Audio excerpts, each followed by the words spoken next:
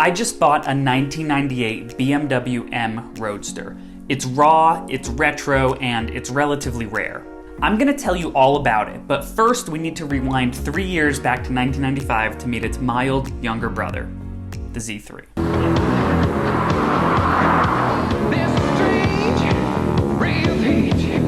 The Z3 launched in 1995 with the best marketing idea ever. They tapped the talents of the OG car influencer long before Doug DeMuro, Hoovy, or the guys at Donut Media. If you were old enough to watch PG-13 movies back in 1995, you know who I'm talking about. Here's me pretending to be him at my birthday party.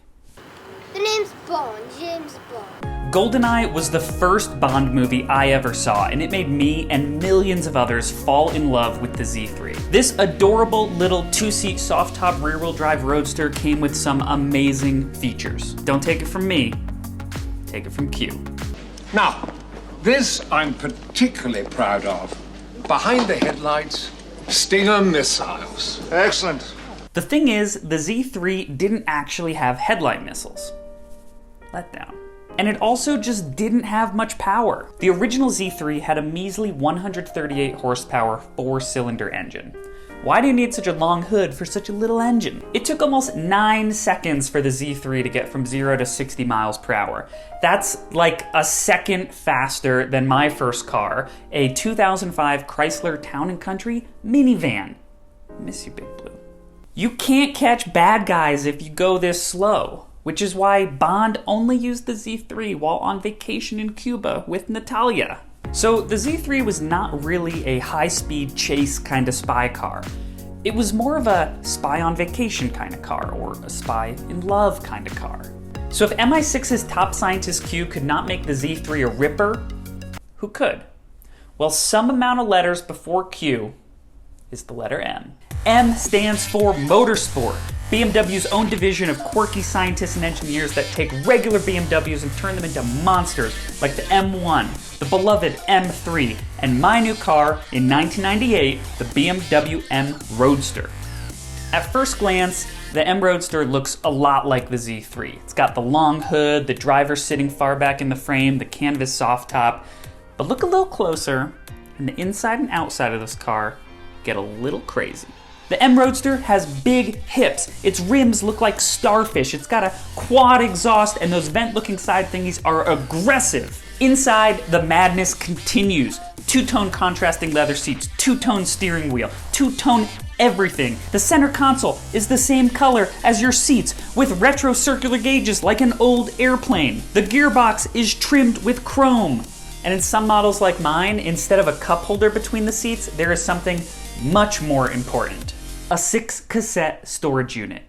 6 cassettes in one car. Literally, I don't have a single cup holder. If that's not a purpose-built machine for driving and not for drinking a latte, I don't know what is. But to be worthy of donning the beloved M badge, you've got to have more than just bold retro styling. You need performance.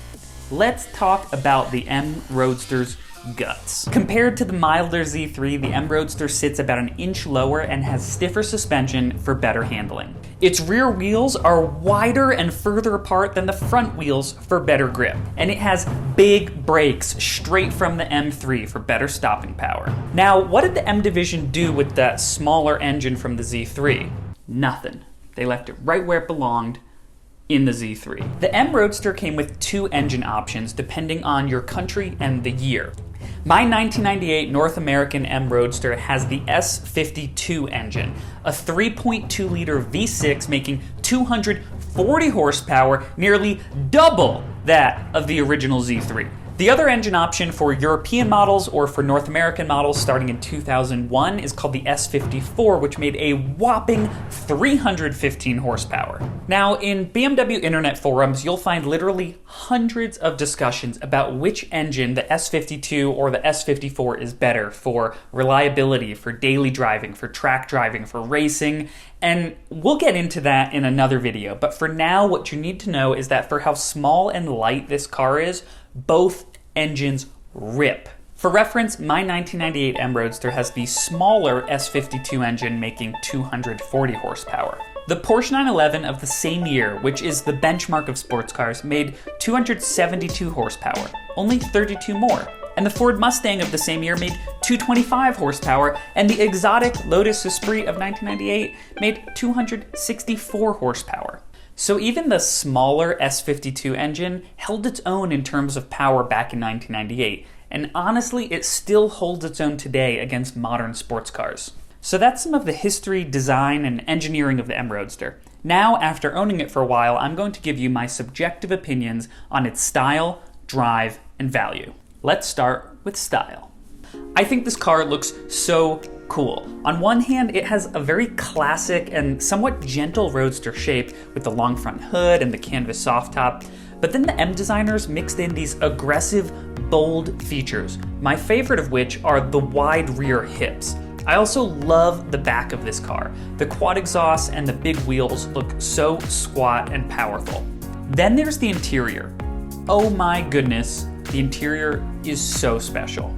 For reference, here is the 1998 Porsche 911 interior. Boring. Here's the 1998 Ferrari F355 interior, a car that costs nearly double the M Roadster. The cutout gearbox is kind of cool, but the rest is pretty boring. This was a time in which most car brands didn't do interesting things inside the car, which is honestly the view from which you most often see it. The M Roadster interior is so unique and wild and retro, and you'll be hard-pressed to find a more interesting interior in anything other than an unattainable supercar. Alright, now let's talk about the drive.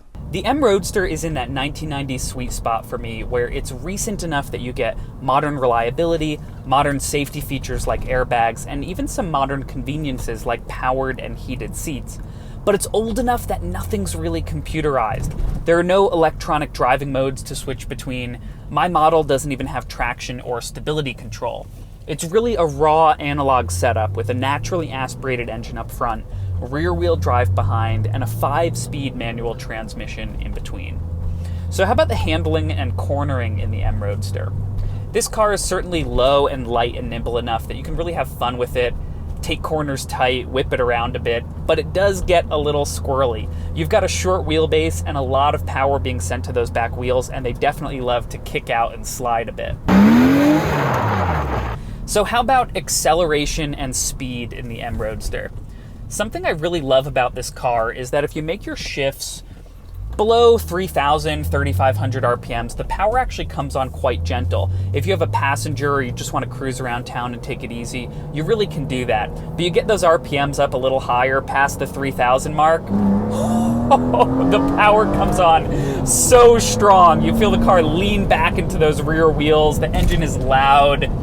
You'll probably get a 0 to 60 time if you're shifting well, around 5 seconds, maybe the low 5s. So you really get the best of both worlds with this car when it comes to how it drives. You can put the top down, take it easy, just cruise around, or you can really have fun with it. Last thing I'll say about the drive, I love that this is a convertible Roadster. I was seriously considering getting the M Coupe, which is often referred to by enthusiasts as the Clownshoe. It's so cool and unique, and its history is even more special, but I live in Colorado where it's sunny literally 300 days a year. Sure, the M Roadster has more flex and give than the rock-solid frame of the Coupe, but unless you're doing performance driving, this is really as stiff and nimble as you need. And feeling the sun and breeze on a nice day, you can't beat that. Now let's talk about value. When new, the M Roadsters cost about $45,000 with options. That's like $70,000 in 2021 money. So this was a high-end, expensive sports car. But since then, the M Roadster has majorly depreciated. You can get good condition S52 240 horsepower models for under $20,000. And you can find S54 315 horsepower models for the low to mid 20s if you're lucky. That's less than a new Mazda MX-5 Miata. I do believe that the M Roadster is at the bottom of its depreciation curve and that we'll see prices start creeping back up in the coming years. It has all the ingredients to be a cult classic.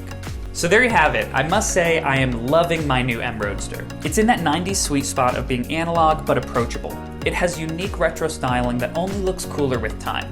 It's a reliable car that's relatively simple and affordable to maintain as far as sports cars go. Sure, the M Roadster doesn't have Apple CarPlay or cup holders, but it's super cool, super unique, and debatably still a better drive than many modern sports cars, even 23 years later. It's the car James Bond wishes he had instead of the Z3.